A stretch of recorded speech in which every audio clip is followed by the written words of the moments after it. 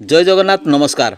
आसतु नजर पकेबा आज Mayurbhanj जिलार top news update कौन सब रही किंतु ता पूर्वर आपण मानक गोटे अनुरोध भिडियोटी को शेष पर्यंत देखि आपणकर सुचिंतित मतामत दिंतु एवं भिडियोटी को लाइक करूँ।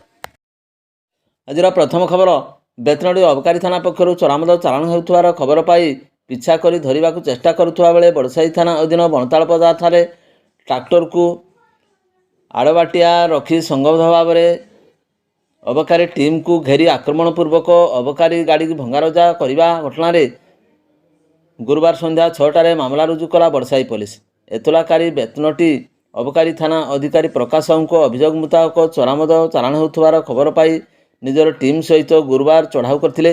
चढ़ाऊ समय मद माफिया माने रास्ता पर ट्रैक्टर को सामने रखी रास्ता अवरोध करने सहित अबकारी गाड़ी को आग को जावाकू बाधा सृष्टि करथिले। यापर 10 ରୁ 15 जन मद माफिया माने सेमानंकर सहयोगी सह संगबद्ध भाव में टेका पत्थर समेत ठेंगा और मारणास्त्र धरी आतर्कित आक्रमण करथिले। अबकारी अधीक्षक और कर्मचारी कौन से प्रकार निजर जीवन बंचाई थिबा बेले गाड़ी को किंतु भांगी रुजी चुरमार कर देथिले। एने बेतनटी अबकारी थाना अधिकारी प्रकाश साहू को एतला मूले 277 नंबर मामला रुजु करी तदंत आरंभ करा जायछि। परवर्ती खबर ट्यूशन रू उठाई नहीं नाबालिका को दुष्कर्म उद्यम नहीं उदला थाना रे अभियोग। बॉयफ्रेंड है गिरफ। ट्यूशन पढ़ा को आसवा नाबालिका बॉयफ्रेंड सहित 4 जन मिसी नाबालिका को उठाई नहीं जंगल भितर को दुष्कर्म पर माड़ी बसिले हेले खसी आसिले नाबालिका। एभली घटना घटी उदला थाना अंचल। गत 2 तारिख में ट्यूशन आसवा नाबालिका को तार बॉयफ्रेंड निजर किसी सांगों सहित ट्यूशन करने उठाई नहीं आउ उदला निकट जंगल को नहीं सेठारे नाबालिका को दुष्कर्म उद्यम करथिले। नाबालिका बॉयफ्रेंड उपर भरोसा कर जाइथवा बेले नाबालिका को सांगमानक सह मिसी दुष्कर्म करने को उद्यम करथवा समय कौशल क्रमे नाबालिका खसी आसथिले। एने परिवार लोक माने उदला थाना लिखित अभियोग करछंती। अभियोग आधार रे पुलिस बॉयफ्रेंड जिज्ञासु दास बाबू को गिरफ करथिवा बेले अन्य माने फेरार रहिछंती।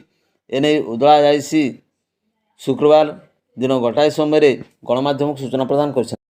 परवर्ती खबर बेतनटी थाना अधीन धनपुर स्थित कस्तूरबा गांधी बालिका विद्यालय छात्रीनिवास 2 महिला छात्र डेई जैनिका नवम श्रेणी छात्री गुरुतर आहत होगा घटन शुक्रवार अपराह 4टार स्कूल पहुँचले बीडीओ सुषार कुमार सतार, बेतनटी थाना एसआई सस्मिता महंत, ब्लॉक शिक्षा अधिकारी विप्लव कौर प्रमुख अधिकारीगण। एतलाकारी गुरुतर नवम श्रेणी छात्री साइना खातून को बापा शेख मेजबुल को अभियोग मुताबक स्कूल प्रधान शिक्षयित्री कारणवाला कौर असह्य शारीरिक और मानसिक जंत्रणार अतिष्ठ हो आत्महत्या प्रवर्ताइबार झील साइना खातून अन्य उपाय न पाई छात्रीनिवास छात्र डे आत्महत्या उद्यम करथिले। एने शेख मजबुल को एतला को नहीं बेतनटी पुलिस मामला रुजु करथिबा बेले शुक्रवार अपराह्न रे पहुंची स्कूल रे तदंत आरंभ करथिले। शिक्षक शिक्षयित्री एवं छात्री मानकर बयान मध्य रेकर्ड कराइथिला। तदंतकारिणी अधिकारी लिली बेहरा गोविंदरायपुर रे पहुंची गुरुतर छात्री साइना खातून को बयान मध्य रेकर्ड करथिले। शेष में बेतनटी ब्लॉक शिक्षा अधिकारी विप्लव कौर कारणवाला कौर को चाकरी निलंबन करछंती। परवर्ती खबर दिन द्विप्रहरे पुलिस बाबू खलाखोली लांच नेबा महंगा पड़ला। पुलिस बाबू गोटे बाइक को छाड़ी देवा 2000 टंका लांच नेउथवार एक वीडियो भाइराल हो जाइथिला। मयूरभंज जिलार ररुआ थानार एएसआई मीनकेतन प्रधान दिन द्विप्रहरे लांच नेबा भिडियोटी 5 तारिख ररुआ रे प्रकट होगा पर गणमाध्यम प्रतिनिधि गोचर को आसला। पर मयूरभंज जिलार एसपी दृष्टिगोचर होता। एसपी तदंत करने करंजिया एसडीपीओ नवकृष्ण नायक को दायित्व न्यस्त करते। एसडीपीओ उक्त घटनार तदंत कर एसपी को रिपोर्ट देवा पर ररुआ थाना एएसआई को निलंबन कर मिलता सूचना अनुसार जुलाई 14 तारिख में ररुआ सीमांत झारखंड राज्यर 2 जन युवक एक बाइक रे झारखंड ररुआ आसुवा समय ररुआर भंजबेड़ा छक बेनीसागर ठारे ररुआ थानार एएसआई पुलिस टीम सहित गाड़ी गुड़िक कागजपत्र जांच करा जाउथला। उक्त युवक 2 जन हेलमेट पिंधि नथिले किंबा गाड़ीर कौनसी कागजपत्र नथिला। सेतपई बाइक टी ररुआ थाना अणा जाइथिला। हेलमेट बाबद को 1000 टंका रसीद कटा परे गाड़ीर कौनसी कागजपत्र नथिबार 2000 टंका लांच दे बाइक टी को छाड़ी देइथिले। जुलाई 14 तारिख रे लांच नेबा समय दृश्य मोबाइल रे कैद होई प्रकट हो जाइथिला।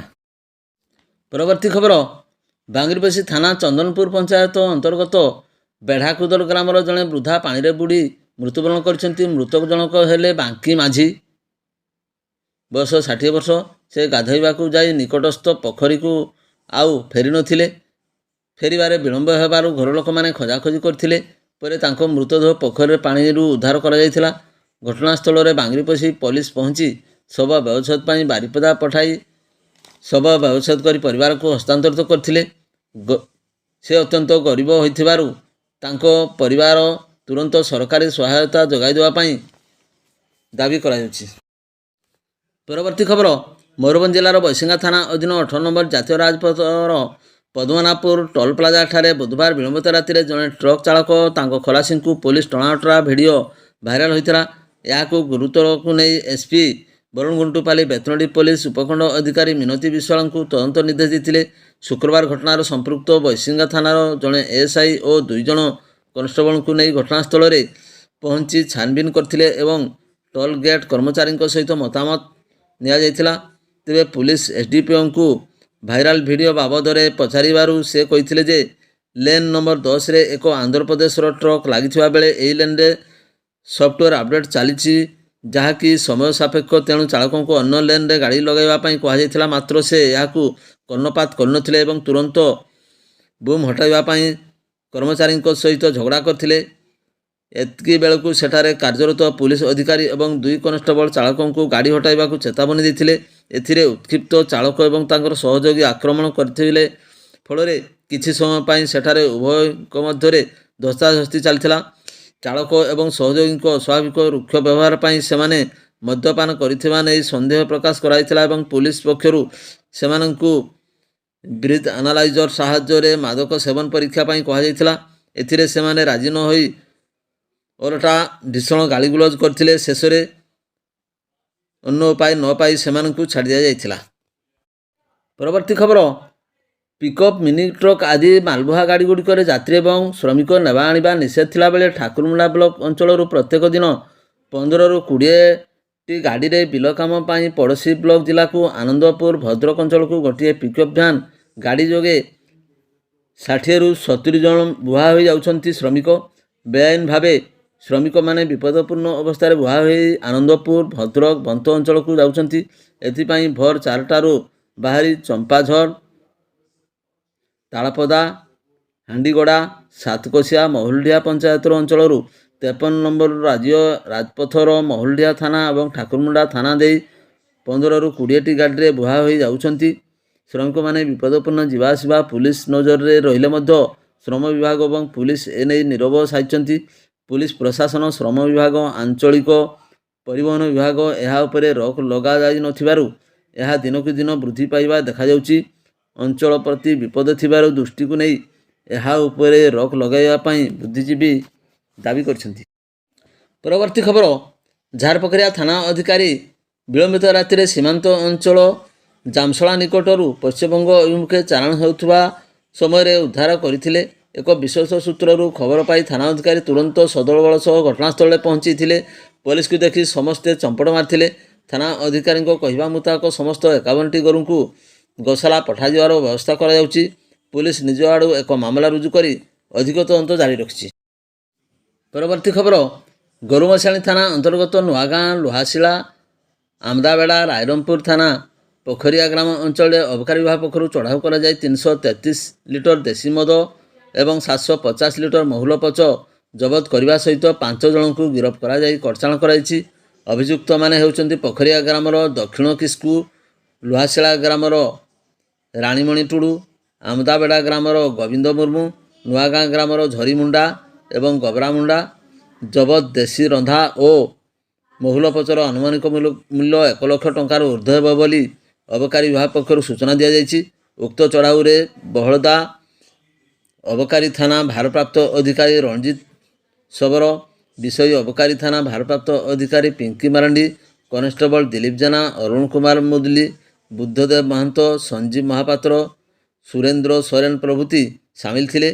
ଏନେଇ ରାଇରଙ୍ଗପୁର ଅବକାରୀ ଥାନାର ମାମଲା ରୁଜୁ କରାଯାଇ ଅଧିକ ତଦନ୍ତ ଜାରି ରହିଛି। ଭିଡ଼ିଓଟିକୁ ଶେଷ ପର୍ଯ୍ୟନ୍ତ ଦେଖିଥିବାରୁ ଆପଣଙ୍କୁ ଅଶେଷ ଧନ୍ୟବାଦ।